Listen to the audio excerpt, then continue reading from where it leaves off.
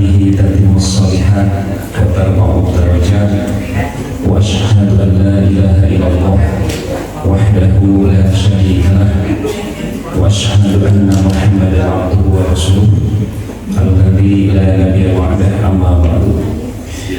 Hadirin wa hadirat yang dimuliakan oleh Allah Subhanahu wa taala. Pujian dari Allah itu silih berganti, ada yang menyenangkan dan ada juga yang menyulitkan. Tetapi kalau kita perhatikan, lebih banyak ujian-ujian yang kita suka dan senang menerimanya. Hidup di alam dunia teh betah, buktosna waktos tekaros, tos mati Ramadan gitu ya. Nah itu cirinya bahwa kita hidup di dunia itu sangat senang. Cirinya waktu berjalan tidak terasa. Komo menghubungan kontrak mah senang bisa. Karena waktu itu tahu dulu gitu aja. Nah itu teman-teman, tujuan Allah Subhanahu wa taala menetapkan syariat atau undang-undang itu demi terwujudnya kemaslahatan dan terhindarnya kemadharatan. Bukan hanya nanti dalam undang-undang berupa syariat agama, dalam kehidupan dunia pun seperti itu. Umpamanya kita yang memiliki kendaraan roda 2 walaupun di siang hari itu sekarang memang sudah lama ada aturan dari Kapolri mesti menyalakan lampu besar. Awalnya kita kan tidak paham, mutruk, hamur aki dan lain sebagainya. Ternyata itu hasil studi banding bahwa dengan cara seperti itu bisa mengurangi angka kecelakaan. Karena kita berpikir, pan itu segitu caang gitu ya, mesti lampu dinyalakan. Ternyata lampu itu dinyalakan bukan untuk pemilik motor, tetapi untuk kendaraan yang ada di hadapan kita. Nah itu konon katanya studi bandingnya ke Subang, Pak. Karena di Subang itu ada orang yang sudah sepuh dan qadarullah beliau itu tunanetra, lolong gitu. Tapi rajin ke masjid. Kalau isya atau subuh ke masjid itu selalu orang yang tunanetra itu selalu bawa obor.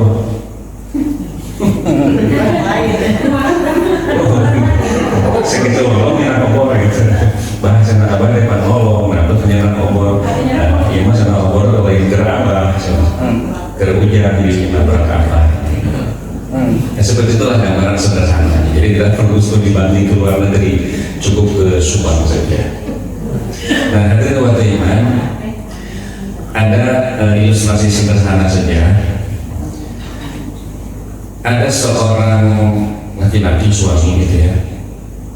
Dia mencalonkan diri menjadi anggota legislatif, ternyata tidak terpilih padahal sudah habis uang ratusan juta. Karena jadi kepikiran terus itu ya, makanya harus ada yang lalu sekali. Jadi kadang-kadang pikirannya tidak nyambung. Ngobrol dengan kawan di Cilacap Sunda itu ya, ngobrol nyambung sampai istrinya bilang, Pak, ayo tuh orang ke psikolog katanya. Ada bapak mentu psikolog kan gitu ya. Karena pikirannya kalau ke psikolog sih psikolog itu ya.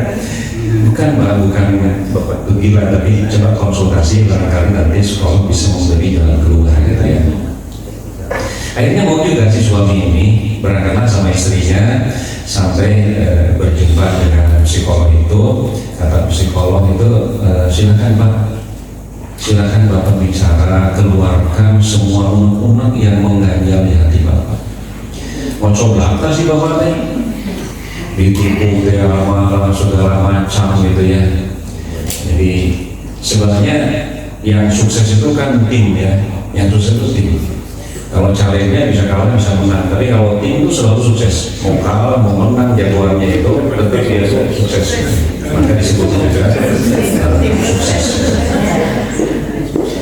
Si bapak mau coba sampai 2 jam ya. Terus 2 jam dia kata psikolog tidak ngomong, cuma jadi pendengar setia saja. Kata psikolog sudah dulu Pak, istirahat dulu, silakan Bapak pulang, administrasi selesaikan di depan.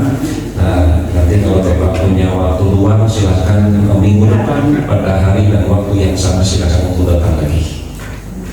Minggu depannya datang lagi. Prinsipnya sama, kaca pokoknya 2 jam, ngabudalkeun punak-punak gitu ya. Setelah 2 jam, sekolah bilang udah berhenti dulu, capek.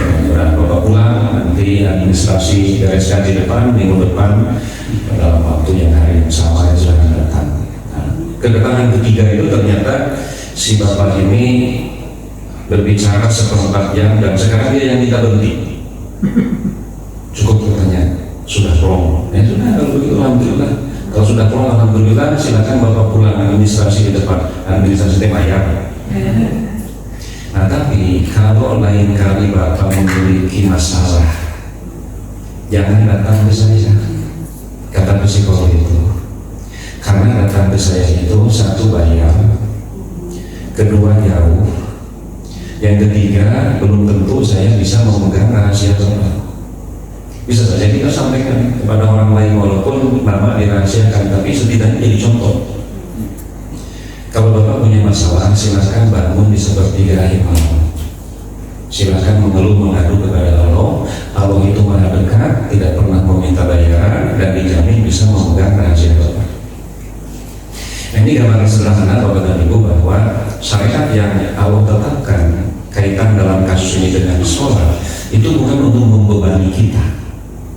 Jadi sholat itu solusi ketika kita punya masalah, datang ke psikolog begitu tidak sanggup bayar, jaraknya jauh, ngomong ke teman takut diberitahu, dibeja-beja ke batu. Karena kan teman itu tidak selamanya dalam keadaan yang sama. Selama suka senang sama kita, dia bisa menjaga rahasia kita. Tapi ketika suatu saat kita punya masalah sama dia, itu bisa dibeja-beja. Nah jadi Allah itu maha dekat, tidak pernah minta bayaran, dan Allah itu menjamin bisa memegang rahasia kita. Makanya salah satu dari 99 nama Allah yang indah ada As-Sattar. Allah itu yang menutup keaiban kita.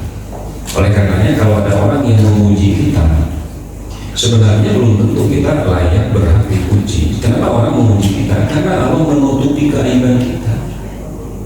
Pak Haji, betul hormat minggu oke. Berapa le? Coba mengko Allah di luar-luar keaiban orang. Nah, boro-boro jarang beli tapi oke gitu ya. Makanya ketika kita dipuji orang, kembalikan pujian itu kepada Allah. Nah, bahkan ada di waktu Yaman di Asia Tenggara itu ya, negara berdasarkan survei ini negara yang termaju untuk level Asia Tenggara itu Korea Selatan. Jadi di Korea Selatan itu tidak ada barang Cina. Otomotif kan mereka punya Hyundai, elektronik mereka punya Samsung, mereka punya LG gitu ya. Ya tidak ada produk Cina, beda dengan di kita. Di kita itu dari mulai mesin besar sampai peneliti itu made in Cina. Karena kita suka mikir Pak, orang kita nggak bisa bikin peneliti gitu ya. Tapi kan peneliti kok made in Cina. Nah, itu waktu Iman. Tetapi ternyata angka bunuh diri di Korea Selatan itu paling tinggi. Karena kebanyakan mereka tidak beragama, ataupun ada yang beragama Kristen tetapi hanya di KTP saja gitu ya. Nah, kenapa mereka ini tingkat bunuh dirinya paling tinggi? Karena ketika mereka punya permasalahan, mereka tidak punya solusi. Mesti bagaimana kalau menghadapi masalah ini? Nah, dalam Islam itu ada solusi. Makanya Siti Aisyah itu mengatakan bahwa kalau Nabi sedang menghadapi masalah yang sangat berat, jadi jangan dipikir jadi Nabi itu nyantai, dilayani orang, apa yang dikatakan selalu dikasih gitu ya. Nah, capek. Jadi pemimpin itu capek, mesti telat makan, kurang tidur, mesti capek gitu ya. Nah, kadang-kadang menghadapi masalah yang sangat berat, Nabi itu kelihatan sedih gitu ya. Jadi Nabi itu kalau mendakwai satu kaum mereka menolak itu sangat bersedih Nabi. Sampai nanti Allah memperingatkan innama alikal balagh, tugasmu sebatas menyampaikan. Orang mau terima atau tidak itu nanti Allah akan menghisab. Jadi kalau Nabi diharapkan pada masalah yang jelimet, kalau istilah apa, Nabi itu sholat. Dan kata Aisyah, saya melihat ketenangan di wajah Nabi pada saat beliau sedang sholat. Orang mau kami riwayat ini gitunya, ya ini ya, balik ini pasti ada yang tuh. teh sholat. Jadi saya melihat ketenangan di wajah Nabi kalau beliau sedang sholat. Itulah bedanya kita dengan Nabi ya. Nabi mah tenang kalau menuju sholat.